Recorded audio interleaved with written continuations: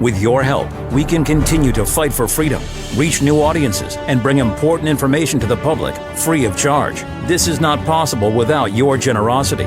Join our quest for the truth and our freedom and donate today, telling it as it is. This is today's News Talk, The World Today.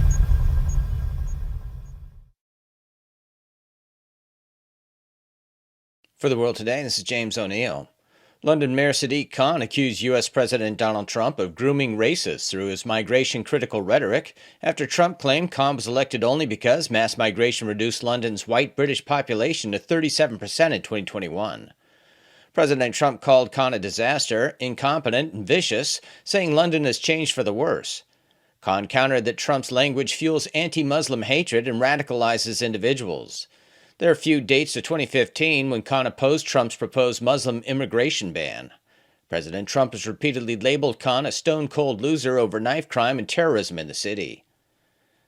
Actor and director Rob Reiner and his wife, Michelle, were found murdered in their Brentwood home, reportedly with their throats slit. Authorities now believe a family member is responsible.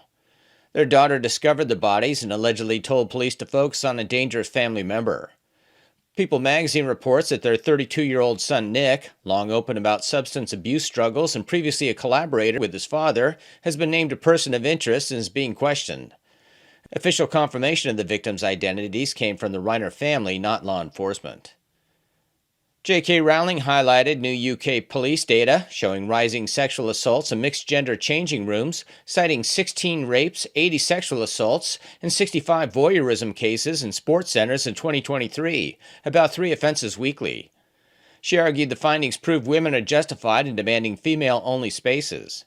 The study, from the Women's Rights Network, says mixed-gender facilities act as a magnet for predators, partly due to leisure centers ignoring a Supreme Court ruling requiring women-only changing rooms.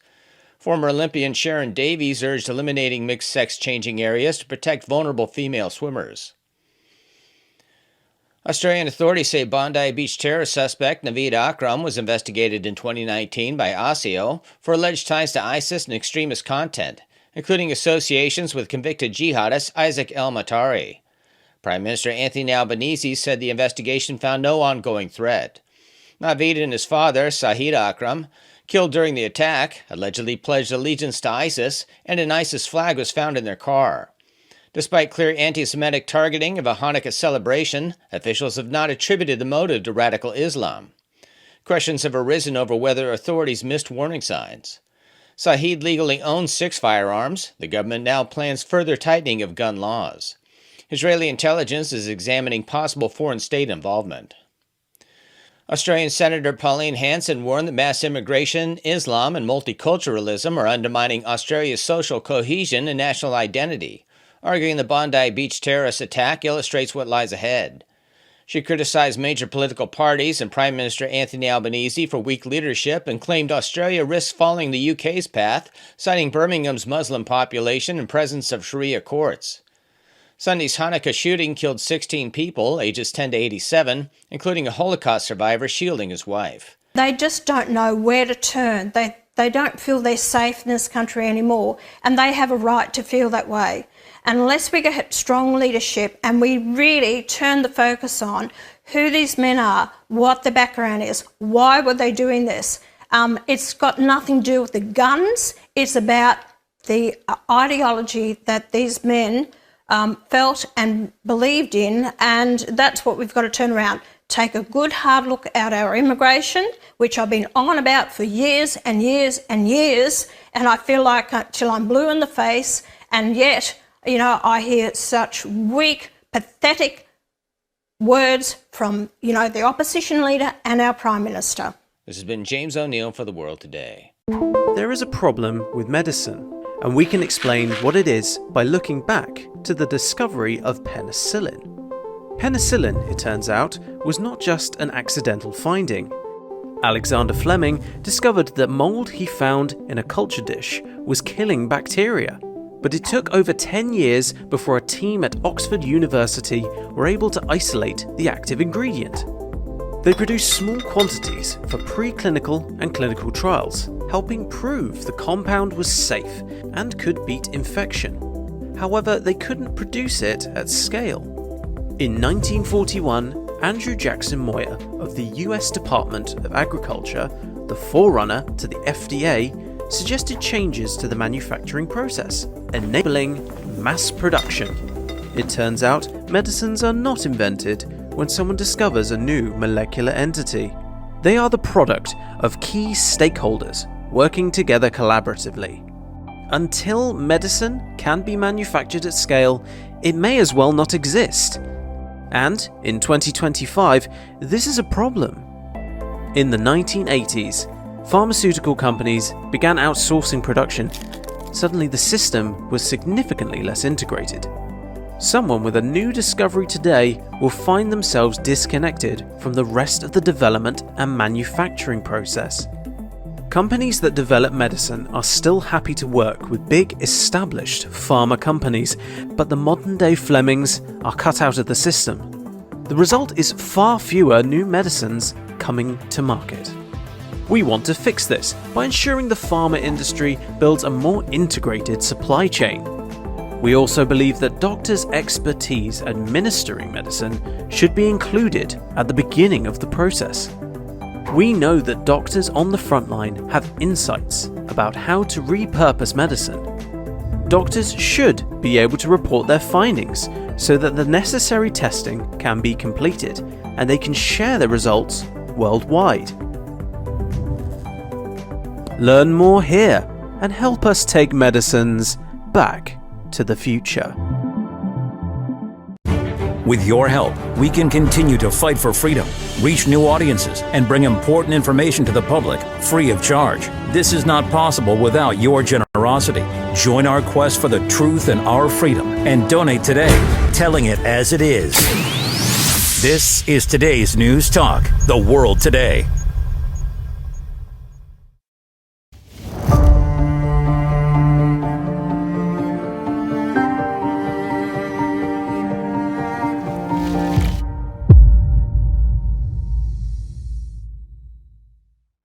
A barrage of new requirements are being imposed on all Australians using social media and the internet.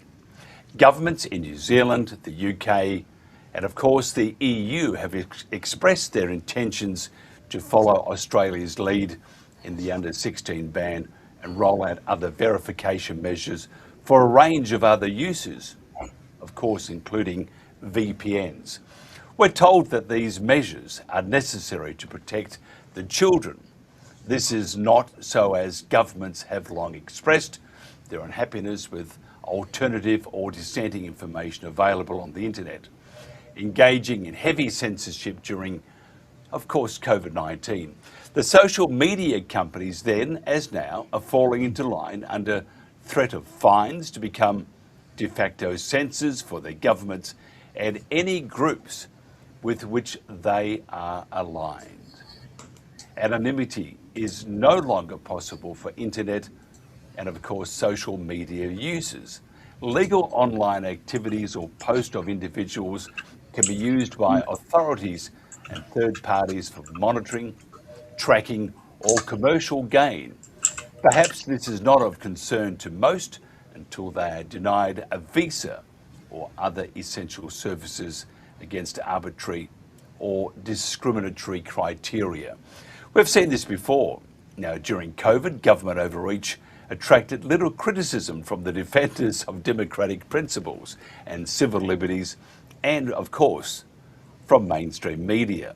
Mainstream media will, of course, benefit from the demise of citizen journalism and alternative news outlets, many of which were the source of truthful information during the COVID pandemic. Our guest today, Tony Nikolic, lawyer and advocate for human rights, Professor Gigi Foster, founder of Australians for Science and Freedom, and Kevin Alp, founder of Pariah Media. The age verification, it's been proven that it's not terribly successful at the moment. It is the decimation of privacy and it is the silencing of dissent, isn't it? Absolutely. The issues that we're facing here are these cross-jurisdictional issues. They overlap. We have duplication. So when it comes down from a legislative point of view, you may have something that's compliant today with respect to the age verification rules, but then the Privacy Commissioner may come out somewhere down the track and find that it's non-compliant. Again, I've said it before, what we're seeing here is pipes being laid in a house. Those pipes right now are under the floors and in the walls. That is a mechanism or a metaphor. If we can put that, as the house gets bigger, they'll start adding further rooms and obviously infrastructure to that. So what we're seeing here is a series of laws that will expand as time goes on, and that as they expand, it actually naturally will erode the rights of citizens all throughout Australia. So it may start at 16. We can only see it getting much more invasive as time goes on. Gigi, what do you think? It is a decimation of privacy and the silencing of dissent, and it's going to ramp up, isn't it? Well, I mean, I guess I think of this from the perspective of the government and the people who supposedly want to protect their children. So the reason this, I think, hasn't seen so much resistance is that it's been linked very strongly in the minds of the Australian population with protecting their children. And of course, who doesn't want to protect their children, right? Unfortunately, this is the same sort of sleight of hand that we were all subjected to in the COVID era, where the idea was if you didn't follow the COVID rules, whether it was masking or social distancing or getting the vaccine or whatever, then it meant you were a granny killer. And many of us were indeed called granny killers. And so there was this association on the one hand between something, you know, that we all wanted, which was to save our grandmothers, and things that were really bad for us and bad for our society on the other, and people just accepted that link. And the same thing is happening here. So people are thinking, oh, okay, well, here's what we've been proposed, the ban. If you care about kids, you must support this ban. But the reality, of course, is there are plenty of other ways to protect our children from harmful online content other than a ban.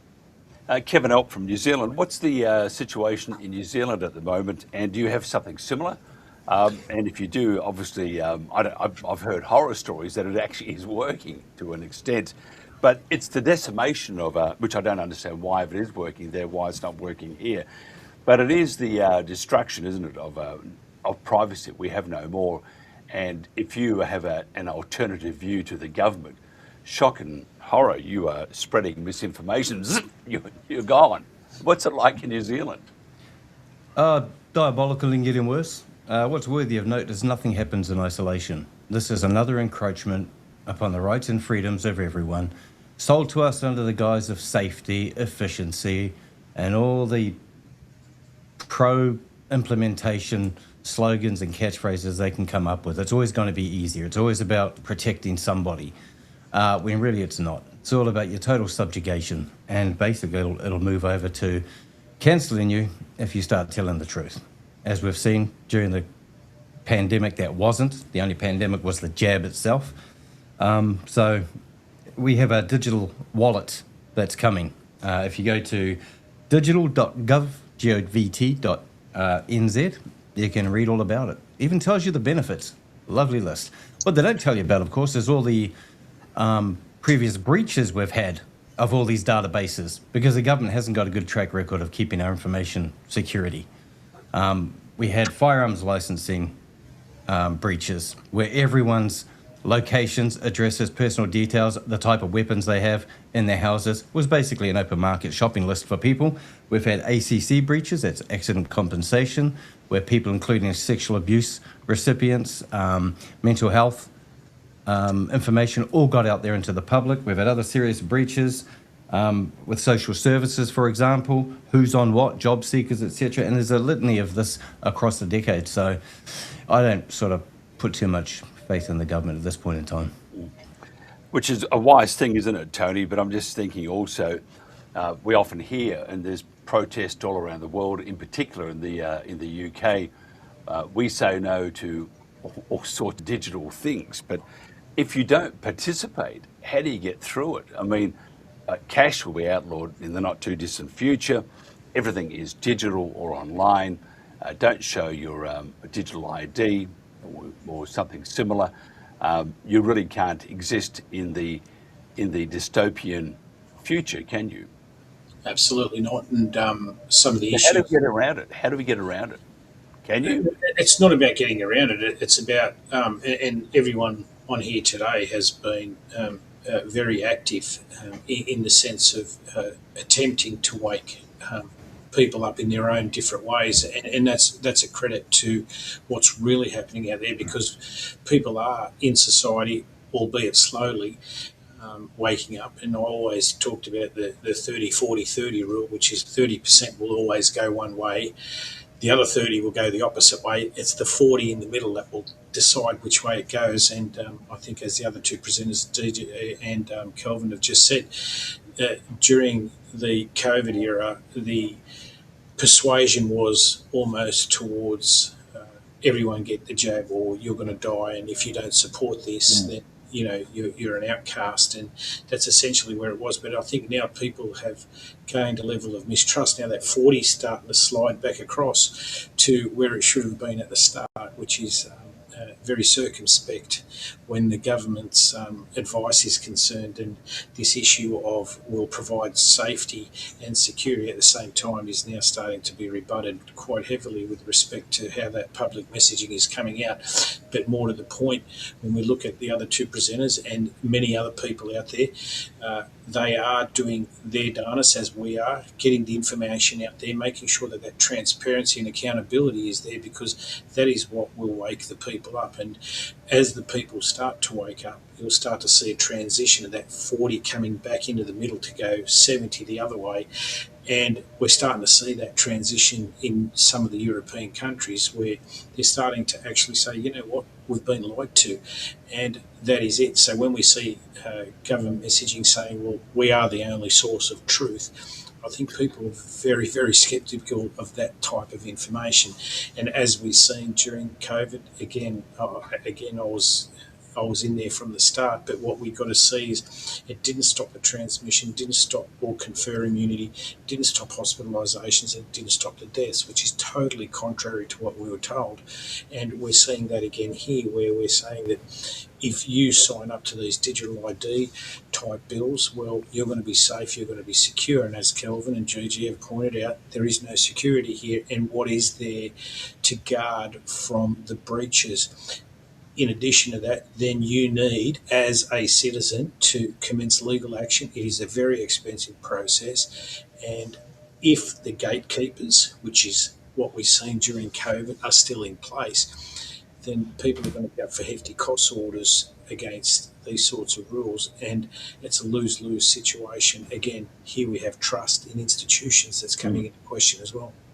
Tony, I just want to ask you about the storage of data. Trust us, we're going to do the right thing by you. It'll go just like that. A lot of those things happening at the moment, but it won't go like that, because the social media companies are handballing it to another company or other companies to look after it for them. And of course, they're going to be totally honest. They're going to just zap it away. No one will ever know your browsing history, your searches, what your little fantasies are. No one will ever know that.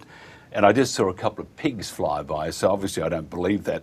The storage of data and the information they will collect on every Australian, it's very scary. What can we do about that also? Can we do anything about it?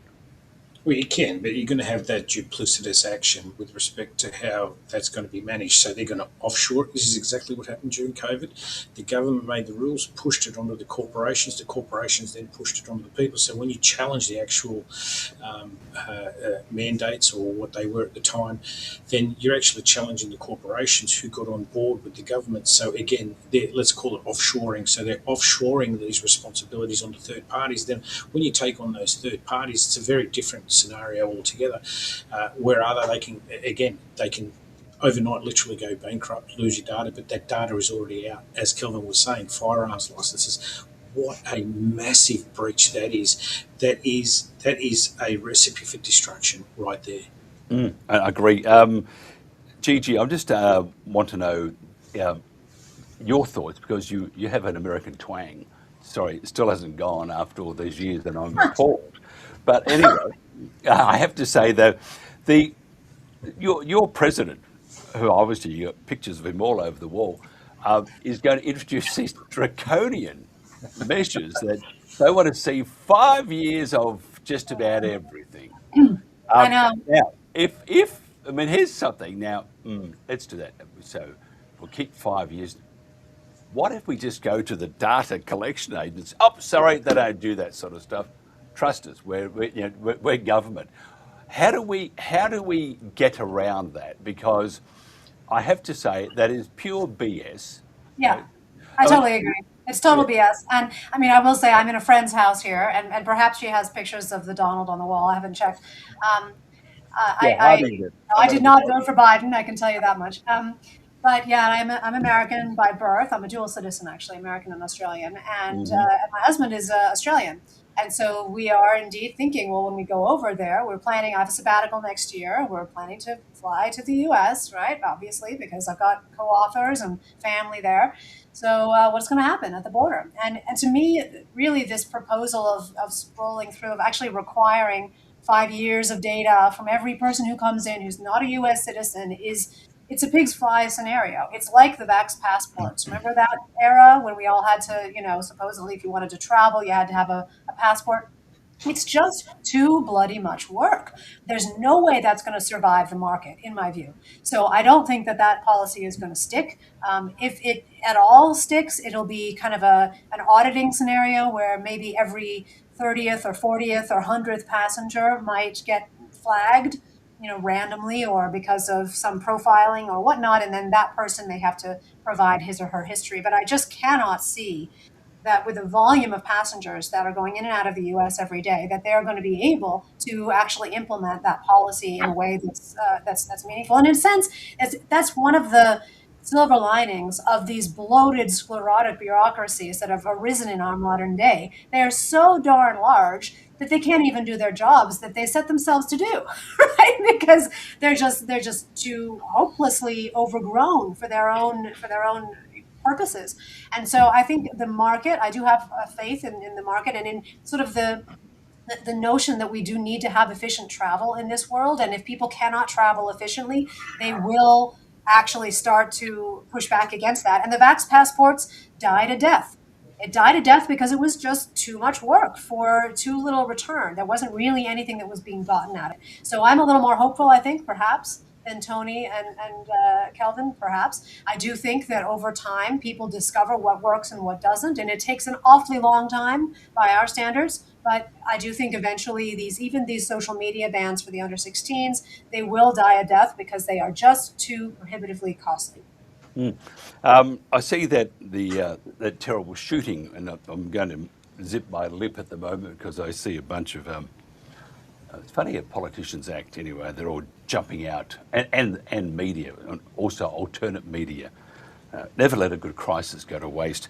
But I do see that these Inman Grant and all the other nannies, because they're looking after the nanny state or nanny country, they were doing their best, and they have started to disappear to make sure that no Australians saw the live coverage or footage of that shooting. It's only been in for a little while. That's of national importance. Can you tell me what gives the government the right to tell you what you can and can't see? I thought they were just trying to protect, let kids be kids. Oh, no. I mean, obviously, that's not what you really thought, right? I mean, we don't believe these things anymore. No, we This is don't. new, right? So, I mean, it's the same sort of problem that we've had elsewhere and in other times when there was that stabbing at Bondi Junction, the mall, right? We had the same sort of, oh, no, we must not see this because it's bad. It's just bad. And unfortunately, that sort of thing flies in Australia. And as a Yankee, I can say this because the Australians have this attitude, unfortunately, that the government is kind of like their parent. It's sort of like the supervising chaperone of life for the Australian citizen. That's it's deep in the culture. And I think that is the main thing we're fighting against.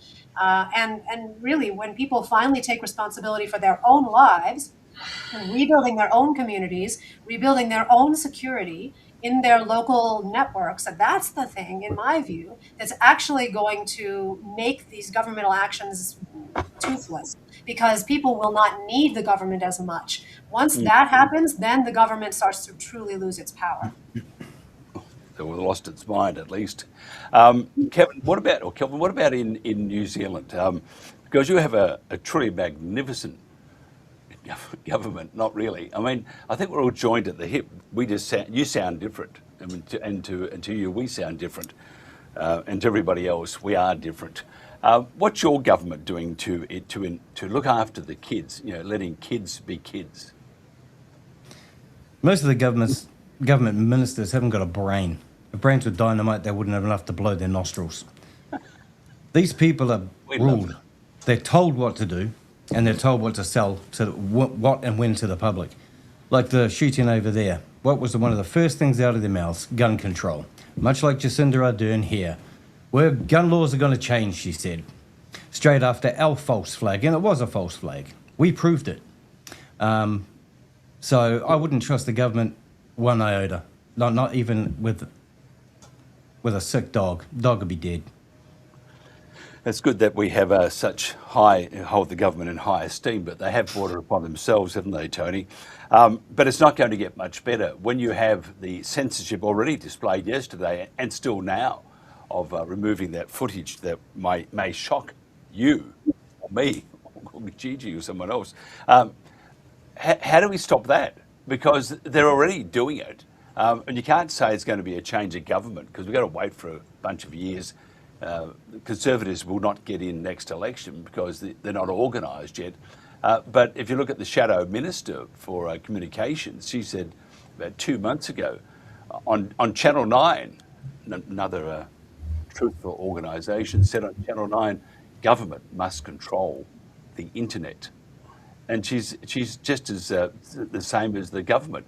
So if they want to control the internet, where does it leave us? Well, I can't see where you could get any better evidence than what we've seen over the last couple of days. By the way, I've got a professional shooter's licence. I'm a very responsible gun owner. I also contribute to a lot of the farming areas out there, out west of New South Wales and beyond. But what we seen the other day, the logic behind it is that it's the pen that misspells the word. It's not. It is absolutely not. It's the issues that are much further behind that are failures in policy. And again, failures in policy going all the way back to the pandemic. But noting that, I think we also need to look at the evidence that I'm talking about relates exactly to what we are talking about here today, which is the censorship industrial complex. Okay, and that censorship industrial complex is built on the Trojan horse of the children. Okay, that's how they got it through. But now they're censoring everyone by virtue of that. But I just think, Gigi said it there, that people will wake up. It'll be time where people will understand the balance between what the value is, and so the social impact versus the costs, and people will wake up. And I'm a believer in that, and that's that 30-40-30 rule that I always talk about. But in addition to that, we need to understand that the critical element here is that censorship is an infringement on Australia's constitutional right of political communication. And how can we, as an informed participatory democracy, make a decision based on information that is being constrained? And I think we really need to get down to the nub of that, because until we actually understand it, that is the nub of the issue. And we have institutions that are in line with that, and that fat bureaucracy that really doesn't know what's happening anymore, then we're in trouble for a little while. But I think that won't take much longer. When I say take much longer, it could take 3-4 election cycles. But I think we're getting there. You mentioned the farmers. I think guns are overrated. I think run around going shoo, shoo, shoo. Not going to work. They'd have a few expletives in that, wouldn't they, Gigi? I mean, you're from the land. You're from the land of everyone. Every home has a bazooka. Were you shocked when you came out here and they said you can't have a gun? You might go and shoot someone. I mean, I'd heard about the 1996 buyback, of course, right? And it is a very... That worked. That worked so well. It worked so well, yeah. I mean, look, the thing that I like to emphasize to people when I speak about the Second Amendment in particular is that the Second Amendment was passed at a time when communities were much, much more functional. than they are today. And in fact, if you read the Second Amendment, it says a well-regulated militia being necessary to the security of the people's right to bear arms will not be infringed. Where are our well-regulated militias, right? That's the thing that I think is what is killing people in the U.S. When you point to a lot of people will point to the gun homicide rate in the U.S. being orders of magnitude higher than any place else in the world. And it, as Tony I think said, or Calvin said, it's not the guns themselves, it's the way in which they are managed. And back in the time of the Second Amendment, what happened was you had kind of villages full of men who would be of all ages, and they would protect their local area, their region, village, town, whatever, family groups, and they would also train the young men in the proper use of the firearms. Exactly. And that is the kind of system that actually creates safety. And that, unfortunately, is the kind of thing we've lost. And so that's, again, why we focus so much in Australians for Science and Freedom on rebuilding community, because it is in community that insurance of all sorts is found that obviates the need for the government to step in and provide that insurance. I'm just thinking, because in those days, when the Constitution was written, your social media were carrier pigeons. But they were, though. But nowadays, that's our town square. It's our voice. You take away that, and because we don't all roll up all 27 billion to a piece of concrete and listen to someone say hear ye, hear ye. But we do have the same principle of it, and we need to hear everybody's opinion. But I'm just looking at the social media or the outlets. I think the main reason why a lot of these will start to flounder, it's not because just of the ban on 16 and under, but what it is, it's people or adults will get sick of just having to go through the process of logging in. Then you'll have the next layer will be, I'm not going to tell the government or anybody what I'm doing. Do you think this will impact social media? Or because I mean, I used to describe us, and I'm being nasty by the way, I used to describe Australia, some say it was the she'll be right mate, but I always called it apathy. Do you think that's part of the thing that the government's factored in at the moment, that the apathy or she'll be right mate, and things will just revert back to, oh well, we just look at the camera and tell the government what we're doing, so what? If you're not doing anything wrong, who cares? Do you think that attitude will prevail, or do you think we'll just walk away from it? Yeah, look, you're right that there is a very strong apathy here, very strong. But that's also, I mean, Australians' laziness is also kind of a good thing in this sense, because exactly as you said, they just don't have the tolerance for too much hassle. And so if they're being asked to prove their age because, they started their email account 10 years ago instead of 17 years ago, or when these more laws are coming in towards the end of this month as well that are going to be even more disruptive, I think they're gonna what we call spit the dummy eventually, and it won't take that long, because again, it's like the vax passports. People really want access to the internet. It's an important part of modern life, no matter whether we have problems with it or not, and we do. People are addicted, and they substitute away from social interaction towards the online stuff, and it's not good. And I agree, we have these problems, we have to deal with them. But still, people are not going to stomach, they're not going to wear these kinds of hassles, and they do have the capacity to spit the dummy. It's like you've been sucking on the dummy of the pacifier for a long time. They're like, okay, and finally, that's enough, right? And they spit it out like a baby does. That's exactly what I'm expecting will happen with these bans, and I just don't know how long exactly it's going to take to happen. If I could just add something, sorry, Mike, if I could just add something to that, another layer. In addition to that, what we're going to see is the free market economy, and that is a lot of these social media networks. They obviously generate money from a lot of what they do, whether it's advertising or something. And I think the challenge by Reddit, not calling themselves a social media platform and recharacterising how social media is defined, and that challenge there will also redefine the landscape of a lot of these social media companies, who will now start to characterise themselves in different elements to get around the definitions of the Act. And if that is the case, then anyone outside that perimeter, that legislative perimeter, would then not be captured by that legislation and have the capacity to re-engage with those with the under 16s, as that recharacterisation may then be implied to be an infringement on the political speech that I was talking about a little bit earlier. So we're going to start to see this balance, and then we may actually start to see agitation from the market itself, which will be another massive influencing factor in the movement. So I just think that's another element. It's just another layer on top of society where we start seeing the social media companies themselves, whether they characterise themselves in that or any other way. Yeah, Kelvin, Substack now require age verification. And I used to look forward going to a pub. I'm sure Tony did. Gigi wouldn't have to because she still looks very young. I don't know what you're talking about. But we all yearn to be carded, as they would say.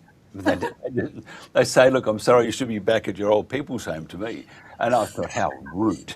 But Kelvin, I'm just thinking though, if Substack is signed up to this now, and Substack is the area of creativity and very much free speech.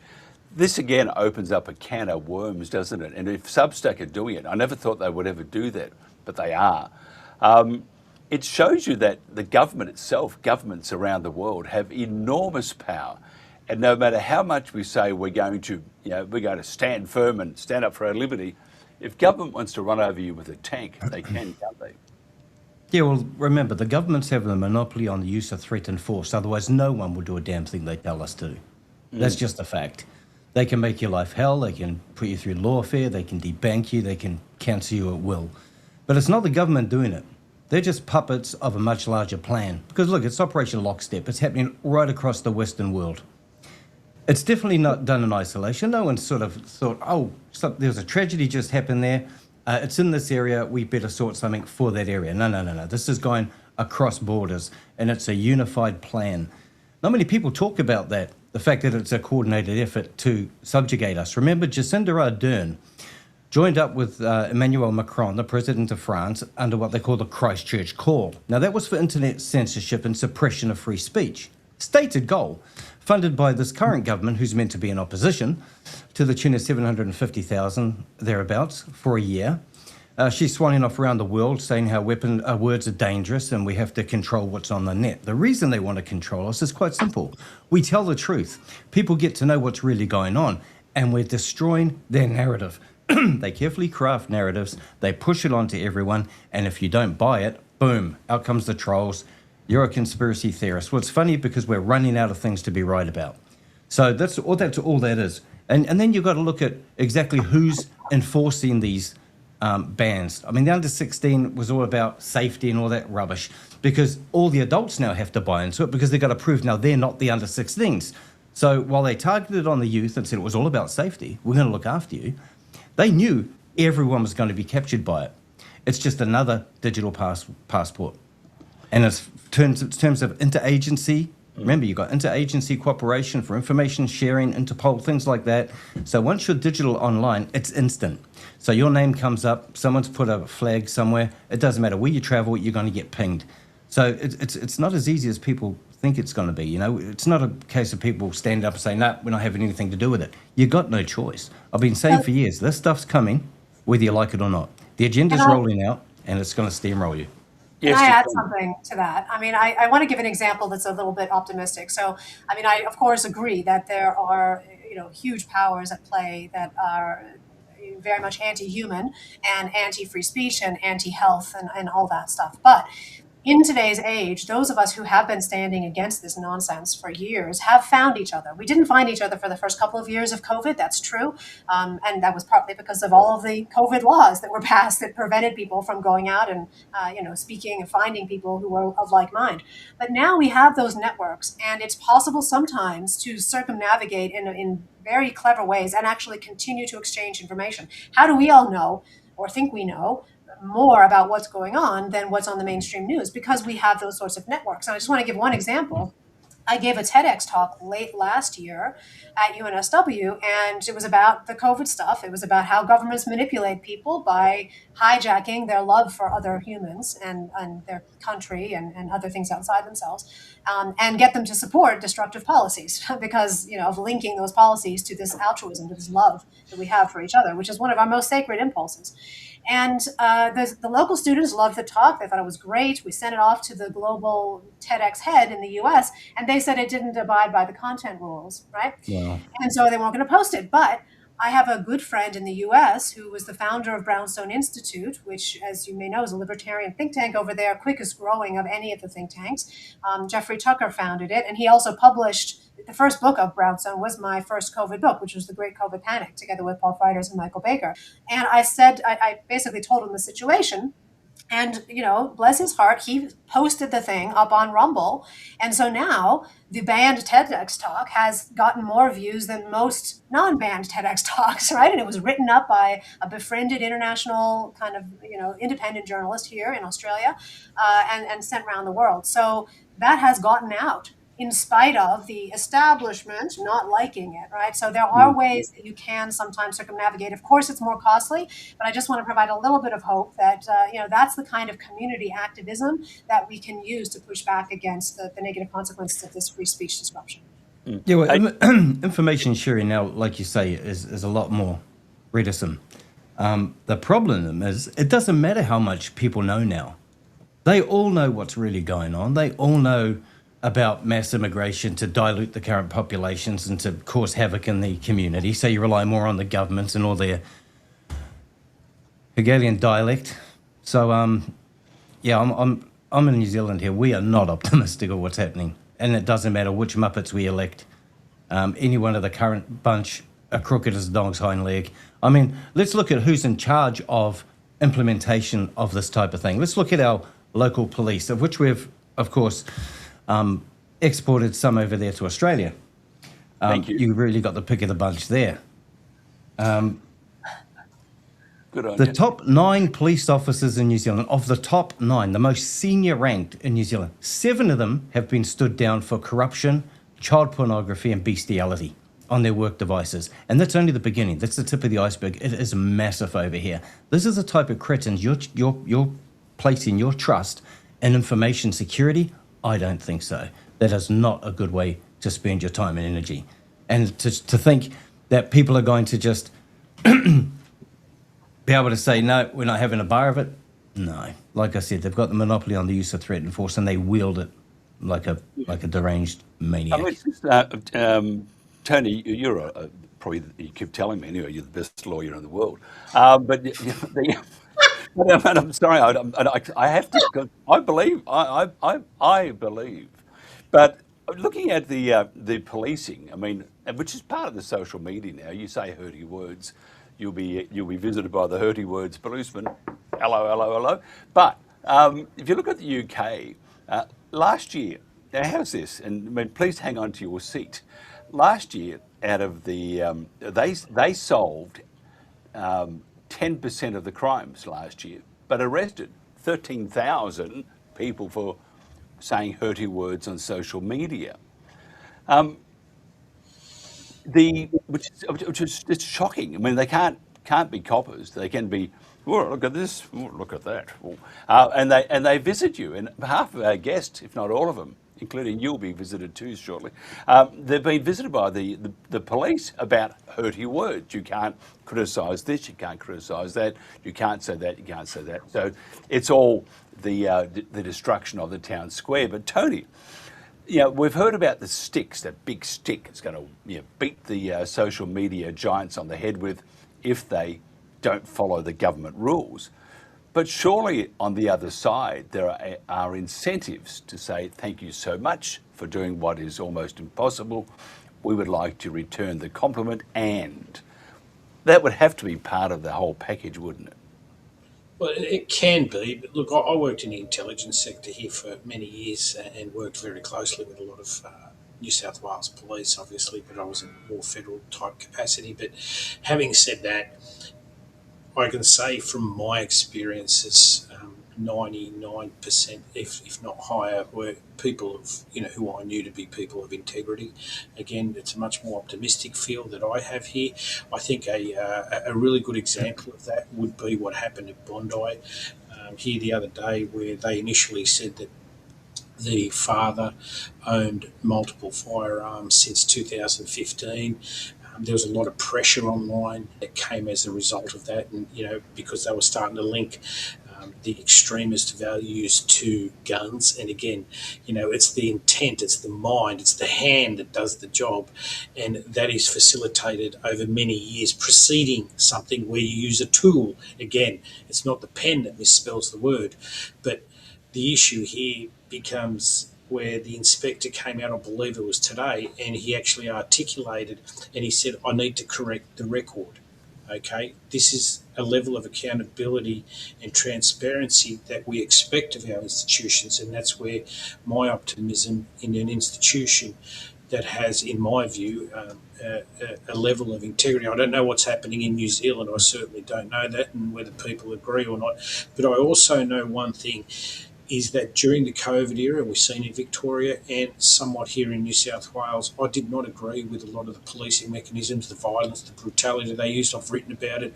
I've articulated that in news articles. And for me, the issue comes more down to the lack of discretion that has been taken out of the policing force, and that lack of discretion has therefore affected how they are received in the community, and that is then that trust that the people once gave to the police has been eroded.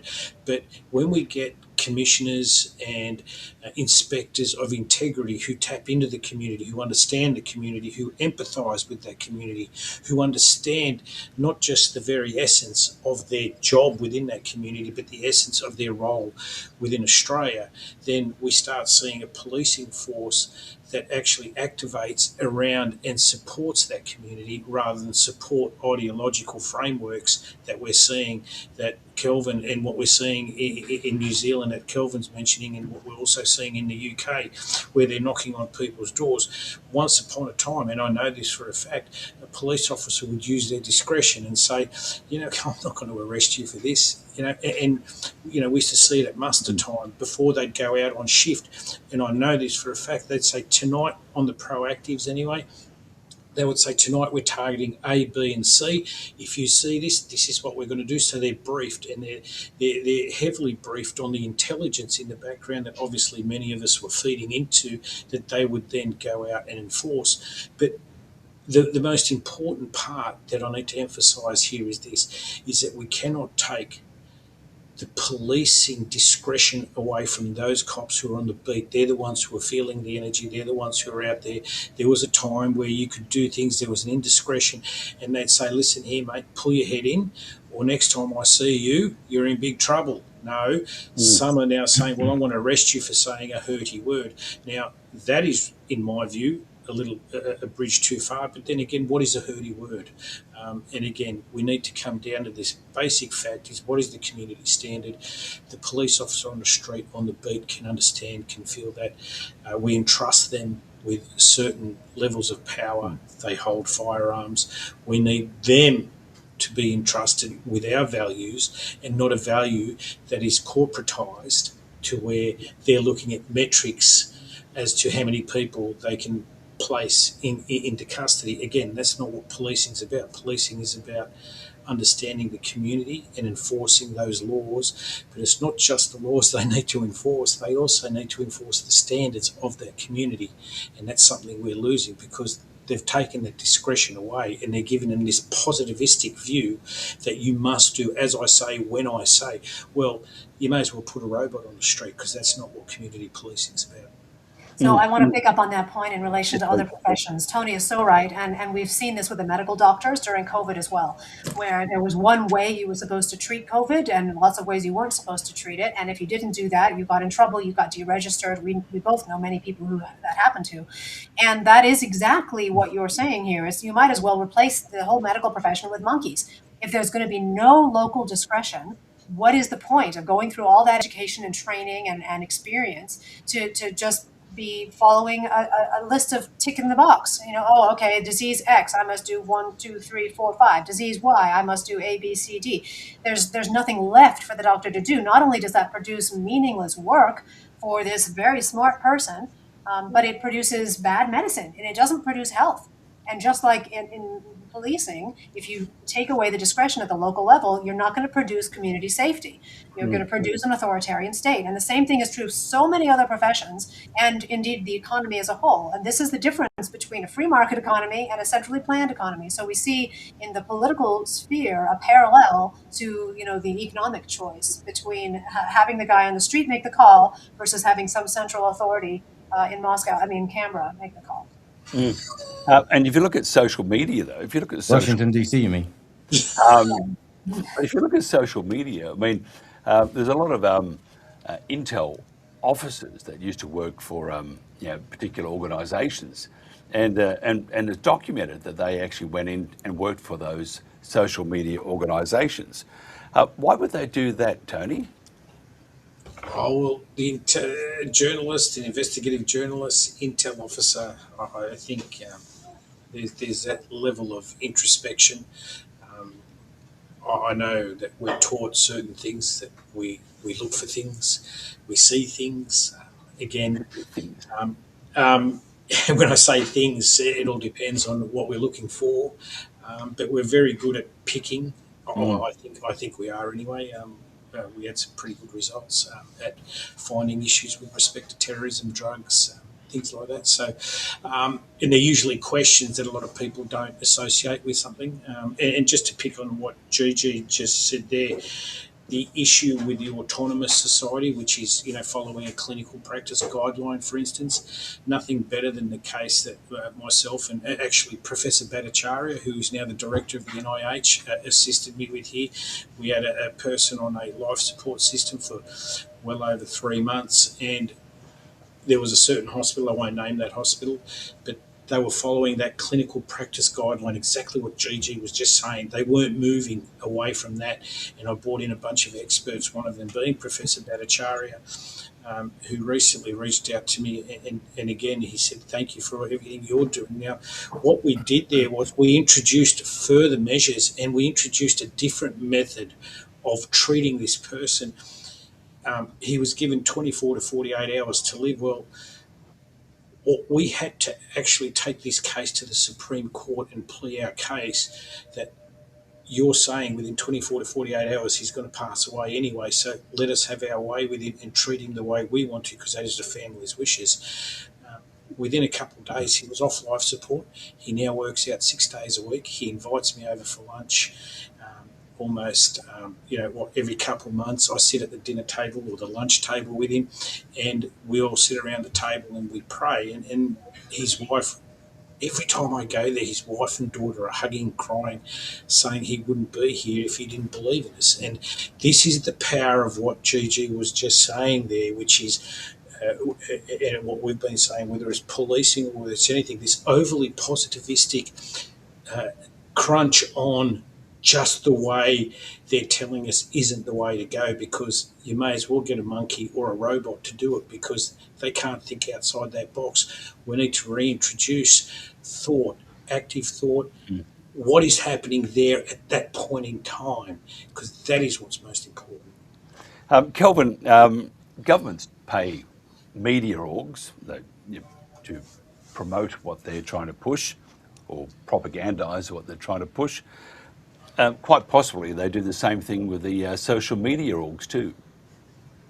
Oh, without a doubt. I mean, mainstream media here were funded right through the pandemic. By the way, people, there was no virus. There never was. The injuries came in the jab. That's the real story there. People just don't like to say it. I will. I'm sick of hearing about this. We've saved millions of lives, like Jacinda Ardern here. We saved millions of lives by acting fast and going early, blah, blah. What a load of rubbish. In fact, we should really do a great virus debate, and I'll bring a team. We'll get the experts on that side and we'll destroy them, I guarantee it. Anyway, you were saying mainstream media here was bought and paid for, and they had part of the contract was they had to give certain messaging, and it had to be done so many times a day. Alternative media as well, because we have very little real alternative media in this country. Most of them have acquiesced, appeased, they've accommodated, or they've just cowered it out.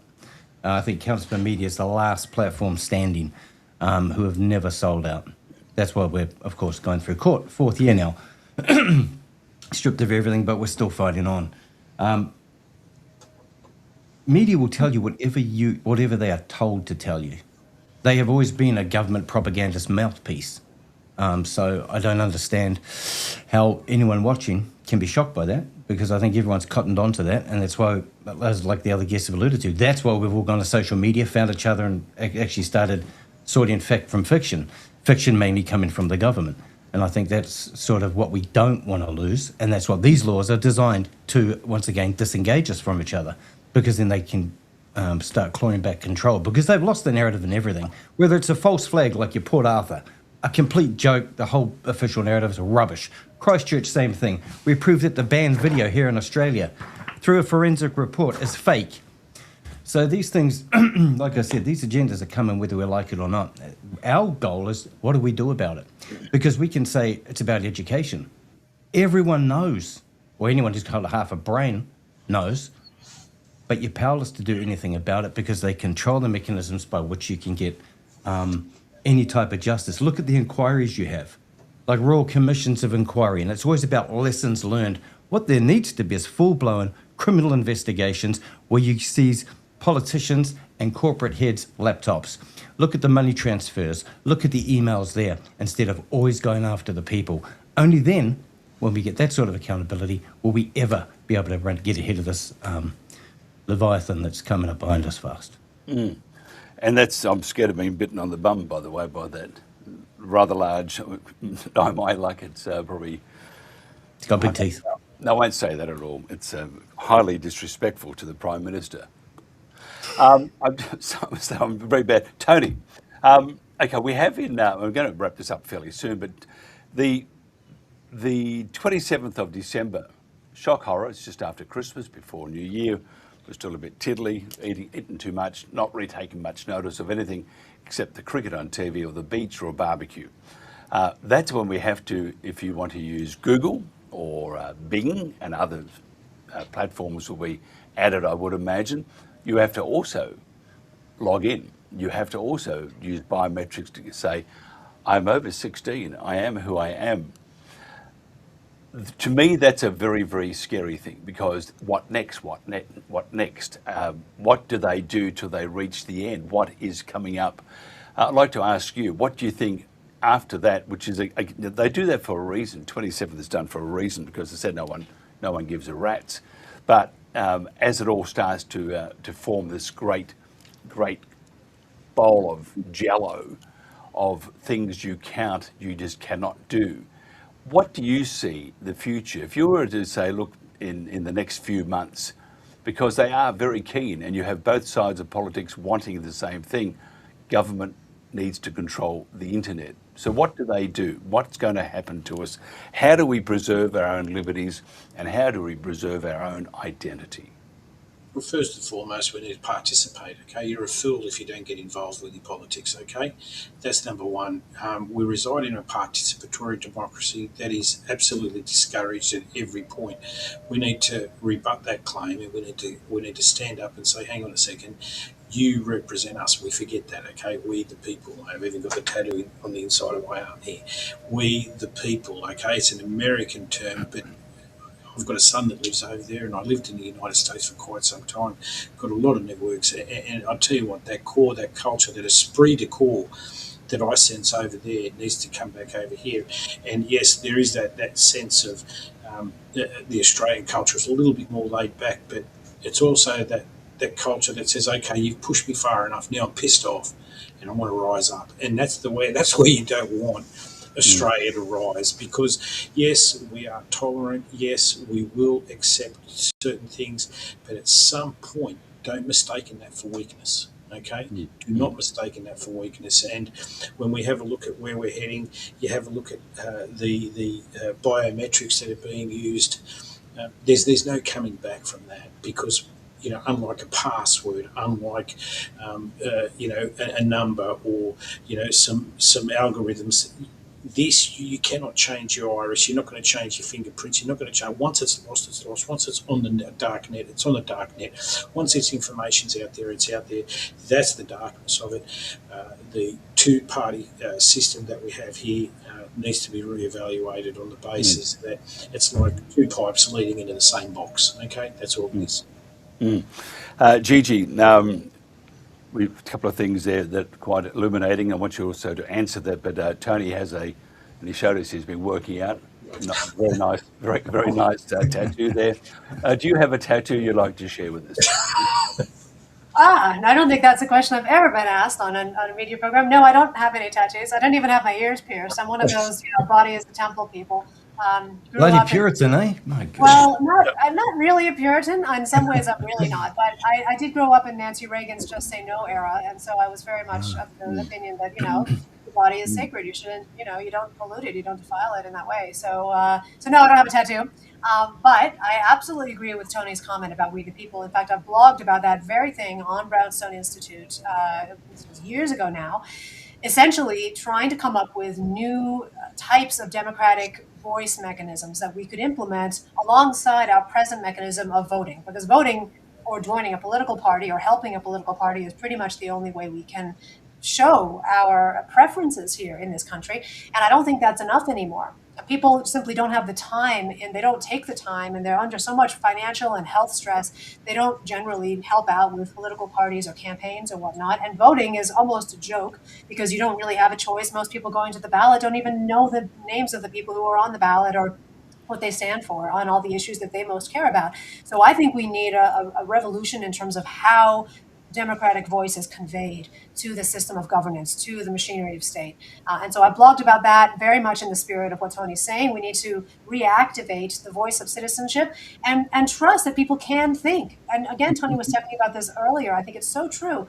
We sort of have been lulled into this sense that we shouldn't think, that it's a good idea not to think. Not only are the government messages led us to that message, oh yeah, we'll take care of you, and all you need to do is just press the right buttons and scan your face when told. But also we have now AI and other brain replacement tools which are basically causing brain damage, I think, in our young people. We need to stand up and say that's not okay. People can think, and they should think, and if we don't think, we're going to be run over like a steamroller, just as Kelvin's saying. So we really need to and it's joyful. Thinking is joyful. I mean, I can say this as a professor, but it is a joyful process to be looking at the data that's coming in and making up your own mind about what's true.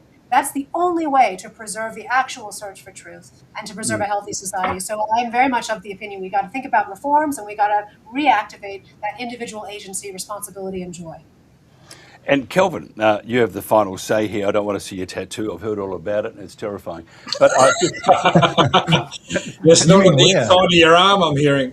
Don't even go there. And I have to keep a straight face because I'm about to break into some raucous laughter. But in New Zealand, I'm not too sure what's happening there when it comes to, here it's the 27th of December, and then there'll be all sorts of bits and pieces following that. Do you have any sort of D-Day in New Zealand, and where do you see social media, in the next 6 months in New Zealand? Will it be very much like Australia or worse? I think if we can trust the geeks out there who are anti-establishment, then they'll come up with new ways of circumventing some of these things, which will be a great help to us all. But we're looking at early next year, early 2026 for the digital wallet. Like I said, if you go to digital.govt.nz, you have a look there, click on some of the links, and it takes you into the big fanfare. And all you do when you read it is think the opposite, and that's what's coming. So it's going to be very interesting. And I agree about the voting. See, over here, there's a common theme with most people that if you vote for a minor party, that it's a wasted vote. So it's better to vote for the devil you know than the one you don't. But I think that's lunacy, to be honest, because the devil you know has already shafted you 6 ways from Sunday.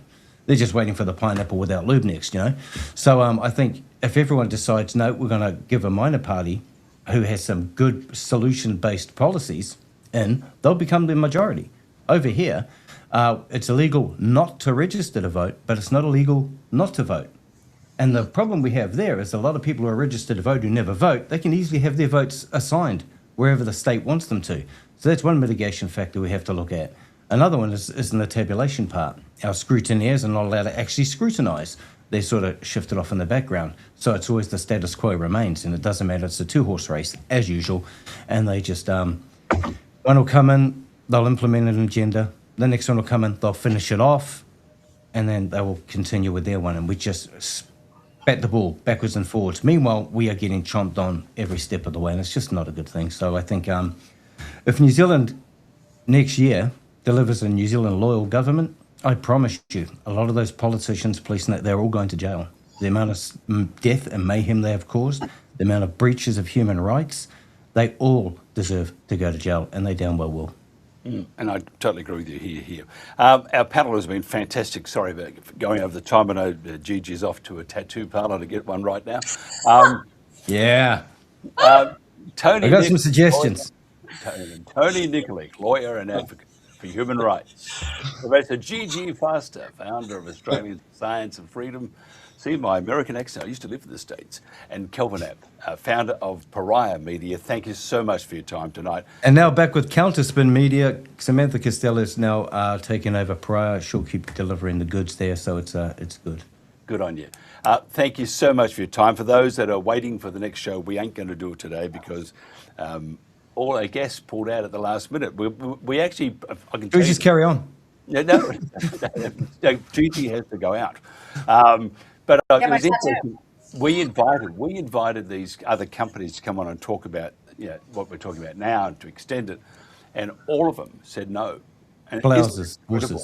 But yes, I think you don't bite the hand that feeds you. Of course, the one that's feeding them is the Australian government, which is all Australians. But thank you so much for your time. Have appreciated it very much.